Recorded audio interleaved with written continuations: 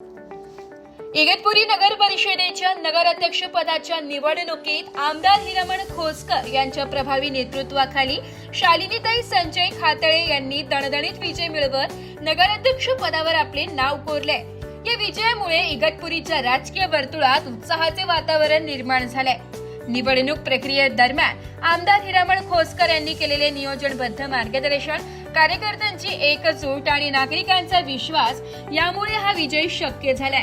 शालिनीताई खातळे यांच्या सामाजिक कार्याची दखल घेत मतदारांनी मोठ्या मताधिक्याने त्यांना संधी दिली आहे। विजयानंतर शालिनीताई खातळे यांनी इगतपुरीच्या सर्वांगीण विकासासाठी प्रामाणिकपणे काम करण्याचा निर्धार व्यक्त केलाय। पाणी पुरवठा, रस्ते, स्वच्छता, आरोग्य, महिला व युवकांसाठी विशेष योजना राबविण्यावर भर देण्यात येणार असल्याचं त्यांनी सांगितलंय। नमस्कार, नाशिक लोकशाही न्यूज मध्ये सर्व प्रेक्षकांचे स्वागत। तर इगतपुरी नगर परिषदेचे रिझल्ट आता लागलेलेच आहे आणि आमदार साहेबांच्या मार्गदर्शनाखाली खातळेताईंचा दणदणीत विजय झालेला आहे। तर आपण आमदार साहेबांकडून त्यांची प्रतिक्रिया जाणून घेऊया।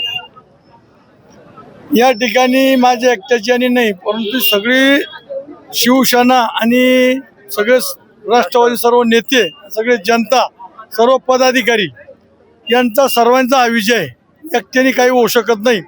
की सगळे नेते एकत्र आले, शहराचे आणि ग्रामीणचे, आणि यांनी या ठिकाणी जे काही सुख दुःखातलं काही काम केलं 5-7 वर्षामध्ये, ते काम आज या ठिकाणी जनतेने दाखवून दिलंय।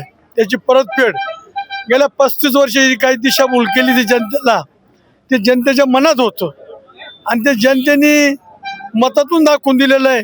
मी जनतेचा, इगतपुरीच्या आणि त्र्यंबकेश्वरच्या मतदाराचा जनतेचं मनापासून अभिनंदन करतो आणि आभार मानतो।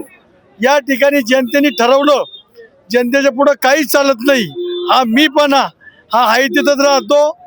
आज सगळी नेते मंडळी, ज्ञानेश्वर भाऊ असेल, या ठिकाणी रोंगे नाना असतील, गोरख भाऊ असतील, प्रशांत भाऊ असतील, फिरोज भाई असतील, वशिम भाई असतील, संजू भाऊ असेल, नारायण वळकंदे असतील, महेश शिरोळे, नाना शिरोळे असतील, त्यांना सांगते या ठिकाणी सगळ्याच नेते मंडळी, मंगेश पांडुमामा या ठिकाणी वारूंचे असतील, ग्रामीणच्या आणि आमचे नवीन शहराध्यक्ष झाले, त्यांनी तर एकदम शिक्षाच मारून टाकला।